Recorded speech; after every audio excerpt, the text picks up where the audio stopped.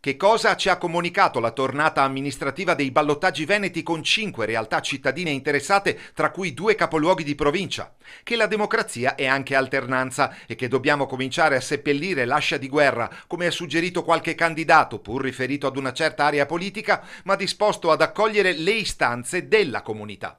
Alcuni non politici di professione, sostenuti da liste civiche o coalizioni, sono usciti vincitori a testimoniare la volontà popolare di non essere presa più per i fondelli da tante belle parole dei soliti noti. Anche se nel nostro paese si vuole sempre interpretare l'appuntamento con le urne, ci permetteremmo di rassicurare il premier Renzi a proposito della temuta ondata di destra. Crediamo non significhi nessun rigurgito nostalgico e tantomeno il segnale di un deciso cambio di rotta, ma un semplice avviso ai naviganti. Ci avete rotto le scatole da qualunque parte, quindi vedete di lavorare per i cittadini e non per la carega, ovvero la sedia politica. Facile a dirsi, obietterà qualcuno, riscontrando in tale messaggio un'illusione troppo spesso sbandierata e regolarmente disattesa. Ma il fatto che in certe piazze, vedi quella veneziana, oppure Portogruaro nel Veneto orientale e Lonigo in provincia di Vicenza, dove vigeva una certa egemonia politica, ora il vento tira dalla parte opposta, può risultare sintomatico di quanto suggerito. Se poi ci aggiungiamo letterali crolli di affluenza alle urne a dispetto della domenica meteorologica da lupi vissuta nelle nostre regioni,